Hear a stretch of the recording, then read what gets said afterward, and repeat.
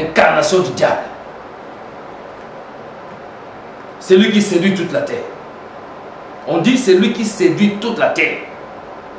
Y compris les croyants qui sont encore sur la terre. Il nous séduit. Il est maître dans la séduction. Parce qu'il a fait ça depuis des années. Il a fait tomber beaucoup de chrétiens. C'est pourquoi il ne dit pas moi, moi, moi. Non, c'est pourquoi Jésus a dit crucifier le vieil homme. Celui qui te dit moi, moi, je peux, enlever ces mots-là. Parce que tu risques d'avoir une double patte, de tomber et de ne plus se relever. Il faut toujours dire, ce n'est pas moi qui vis, mais c'est Christ qui vit en moi. Seigneur, tu peux me sauver. Seigneur, viens à mon secours. Ne mettez jamais le moi. Le moi, c'est le vieil homme, notre ego. Il faut enterrer la vie ancienne, enterrer l'homme, le vieil homme, pour avoir l'homme nouveau, créé par la puissance de Dieu, qui peut te faire marcher dans la nouveauté de vie. Non selon la chair, mais selon l'esprit. Amen. Alors, comprenez mon frère, ma sœur. Je vais vous dévoiler ce mystère-là. Le dragon qui se dit, c'est lui qui séduit. Il a poursuivi la femme. Donc le dragon, là, la Bible déclare, il avait 7 têtes et 10 couronnes. Il avait 7 têtes. Il prend aussi le chiffre 7. Mais ce n'est pas son chiffre. Celui-là, le chiffre 666. 666, ma cocosme. Pandomonium.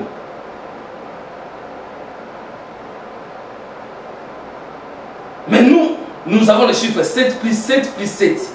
21. 2 plus 1, 3. Dieu le Père, Dieu le Fils, Dieu le Saint-Esprit dans notre vie. C'est pourquoi Dieu ne veut pas qu'on puisse avoir ces chiffres-là, 6, 6, 6. Dieu nous donne le chiffre 7, 7, 7. Parce que Dieu s'est reposé le 7e jour. Et Dieu a pris le chiffre 7 pour faire de nous. Il veut nous donner ces chiffres-là, 7, pour que nous puissions être plus que Satan. C'est pourquoi Dieu, il devait faire chair. Il devait porter le corps de l'homme, devenir un homme pour que l'homme puisse devenir Dieu. Ça, ce sont les mystères que je vous dévoile, mon frère, ma sœur. Alors, comprenez les Écritures. Les 10 cornes, il avait 7 têtes et dans ces 7 têtes, il avait 10 cornes. 10 cornes sont 10 rois. 10 nations plus puissantes du monde. Les 7 têtes-là, ce sont les 7 démons qu'il envoie sur la terre pour exercer, pour contrôler la terre, pour exercer le pouvoir dominateur sur la terre. Pour essayer de manipuler, séduire les hommes de ce monde. Mais il a dans sa tête 10 cornes. 10 cornes sont 10 nations, 10 rois. 10 présidents qui sont dans ce monde. Les G8. Aujourd'hui c'est G8. Ça va devenir G10. 10 pays les plus puissants du monde. Ils auront un seul roi, un seul gouvernement pour empêcher la crise mondiale. C'est pourquoi tu as vu dans la télé, on en parle de nouvelles ordres mondiales. Il faut qu'ils amènent tous ces réunions-là qu'ils font de gauche à droite. Vous êtes aveuglés, vous ne comprenez pas. Ils font ces réunions-là dans le monde du ténèbre déjà. Parce qu'ils sont des occultistes, ils font déjà tous ces réunions dans le monde du ténèbre. Physiquement, ils vous emballent dans un carton, vous ne comprenez rien, comment ils font toutes ces choses-là. Alors, leur objectif, c'est de donner le pouvoir à la bête.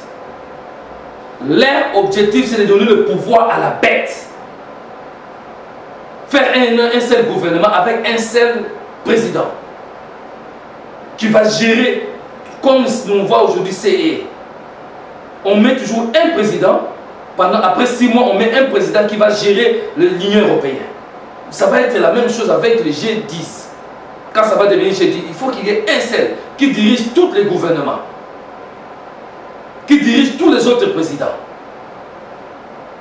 C'est lui qui sera la bête qui monte de la mer. Et il a 7 diadèmes.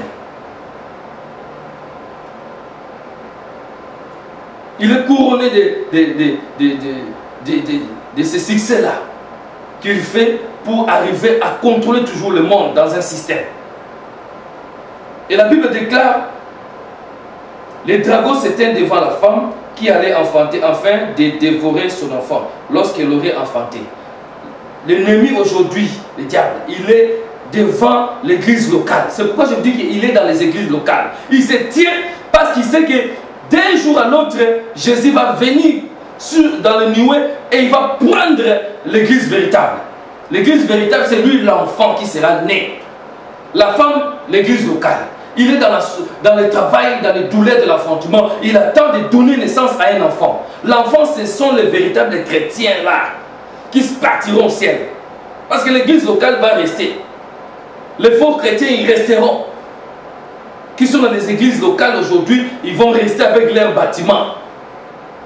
Les gens qui ne comprennent pas, qui veulent faire leurs courses, qui sont toujours dans les ésotiques, ils ne prennent pas Jésus au sérieux. Ils ne prennent pas leur vie au sérieux. Ils vont se lamenter. Ils vont pleurer. Quand du coup, ils verront dans la télé des millions de personnes ont disparu. Alors ils vont comprendre que moi j'étais un chrétien caméléon. J'ai été un chrétien hypocrite. J'ai été un chrétien multisystème. Parfois je suis pâle, parfois je suis sécane. Parfois je suis en noir et blanc, parfois je suis en couleur. Alors ces chrétiens-là, ils vont pleurer. Quand ils sauront que c'est l'église qui est partie. Parce que les chrétiens qui vont à l'église, ils sauront que c'est l'église qui est partie. Les véritables chrétiens sont partis, l'église véritable est partie. Et ils sont restés. Alors ils seront à la merci. Alors mon frère, ils seront à la merci de la bête qui monte de la mer. Le président là, qui a 10 cornes, donc c'est-à-dire le représentant légal de Satan sur la terre. Ne suivez pas les mots qu'ils disent là. Ce sont des représentants de Lucifer sur la terre. Alors, ils vont faire quoi? Ils vont chercher tous les chrétiens qui sont restés là. Ils vont les massacrer. Ils vont poursuivre Israël. Ils vont les attaquer. Parce que c'est à cause d'Israël que l'église a été née. L'église a commencé en Israël, au temps de la Pentecôte. Alors, il faut suivre Israël. On va persécuter Israël. Jusqu'à ce qu'ils verront le Fils de l'homme venir sur le nuée dans la gloire de son Père, mettre ses pieds sur la montagne des Oliviers, et écraser la bête et son armée. Alors, le dragon, il s'est tenu devant la femme. Il se tient aujourd'hui devant les églises pour empêcher que l'église véritable puisse partir au ciel. C'est ça. Il empêche. Il met les faux enseignements. Il met les faux serviteurs. Il manipule les églises pour empêcher que l'enfant là, qu'on appelle le véritable croyant, puisse partir au ciel. C'est ça l'objectif. Aujourd'hui, je vous dévoile. L'enfant là que Dieu révèle ici, c'est les véritables chrétiens qui vont partir au ciel. Et le diable, il se tient maintenant devant les églises locales pour voir, pour empêcher que les croyants puissent vraiment comprendre Jésus et qu'ils soient enlevés au ciel. Il veut dévorer l'enfant là. Il ne veut pas que cet enfant là puisse naître. Alors au verset 5, elle enfanta un fils qui doit paître toutes les nations avec une verge de fer. Et son enfant fut enlevé vers Dieu et vers son trône. Et la femme s'enfuit dans le désert où elle avait un lieu préparé par Dieu afin d'y être nourrie pendant 1260 jours. L'enfant fut parti. Donc c'est ça ce qu'on appelle enlèvement. L'église locale, il est là, il verra du coup, l'enfant sortira. Au temps de Jésus, boum, l'enfant partit. Le véritable croyant va partir au ciel, l'enlèvement de l'église. Et ça sera comme au temps d'Élie, quand il est parti au ciel, dans un char de feu. Ça sera la même chose. Boum, l'église partira. Ils seront transformés. Les croyants qui sont sur la terre à cette époque, qui seront sur la terre à cette époque de l'enlèvement, ils seront transformés instantanément avec le groupe de croyants qui sont aujourd'hui dans le ciel. Tous les croyants qui sont aujourd'hui dans le paradis, ils vont revêtir, donc ils vont entrer dans leur corps mortel qui seront devenus immortels. Ils vont être transformés pour revêtir, donc ça dit pour devenir corps, âme, esprit. Mais ils seront immortels et ils seront incorruptibles. Les corps qui vont ressusciter là, ça sera un corps incorruptible. Ils vont revêtir l'immortalité. Alors, ils vont entrer dans ce corps-là, qui était leur corps quand ils étaient morts sur la terre. Leur corps est resté sur la terre, ils sont partis au ciel. Au jour de la résurrection, le corps va revêtir l'immortalité, l'incorruptibilité. Et les croyants là, qui sont au paradis, ils vont entrer dans leur corps. Parce que dans la fête des noces, comme Dieu le Père sera là, parce qu'au moment où je vous parle, je vous donne la révélation, le croyant ne voit que, qui sont au paradis ne voit que Dieu le Fils, Jésus qui les a sauvés. Mais Jésus, selon un ordre divin, il ne peut pas venir présenter les croyants au Dieu le Père maintenant là, parce qu'ils sont seulement âme et esprit. Il manque le corps. Quand Dieu les a créés, il nous a envoyés sur la terre, on est corps, âme, esprit.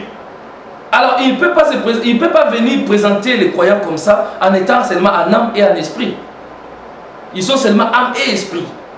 Alors, après la résurrection, quand ils vont revêtir le corps immortel, les croyants qui sont sur la terre, ils seront transformés. Donc, ils vont revêtir l'immortalité.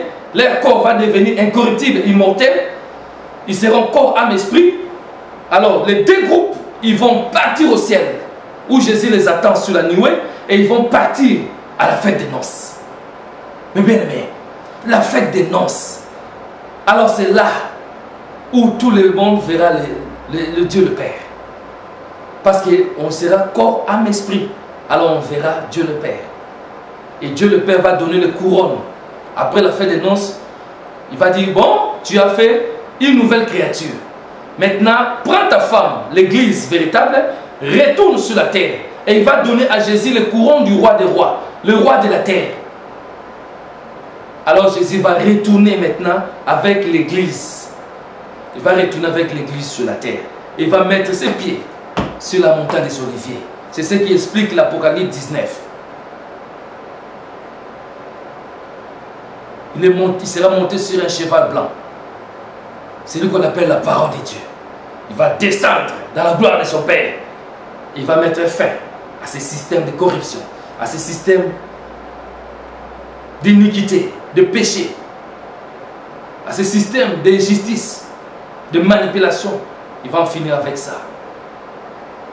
Il va régner avec le chrétien pendant 1000 ans. C'est ce qu'on appelle le royaume des milléniums. Alors pendant ce temps que l'église va partir au ciel, verset 7, si vous suivez là-bas jusqu'au verset 18, je n'entre pas là-bas, mais je voulais seulement expliquer un tout petit peu pour que vous puissiez comprendre l'Apocalypse 12 là. Parce que le vrai mystère, ça se trouve dans le verset 1 jusqu'au verset 6. Ça, c'est le vrai mystère qui s'est caché. Une révélation qui était cachée. Il fallait que je vous explique ça. Mais au verset 7, on voit que quand l'église est partie, Satan, il va croire que, comme il est maintenant, on l'appelle l'accusateur. C'est lui qui nous accuse jour et nuit. Donc, il va dire, bon, je vais poursuivre l'église au ciel. L'enfant là qui est né là, l'église véritable, je vais le poursuivre au ciel, comme ça je vais les accuser. Quand l'église va partir au ciel, c'est fini pour Satan. C'est fini, oh, c'est fini. Il n'aura plus le droit légal d'aller accuser l'église au ciel. Le croyant, il n'aura plus ce droit là. Alors il va monter au ciel avec ses démons pour tenter d'aller accuser encore l'église. Alors il va trouver un barrière invisible des anges. Un barrière invisible des anges qui vont lui dire, c'est fini, ta place n'est plus dans le ciel. Tu n'as plus de place, c'est fini. Tu ne peux plus monter au ciel comme tu faisais auparavant pour accuser les chrétiens.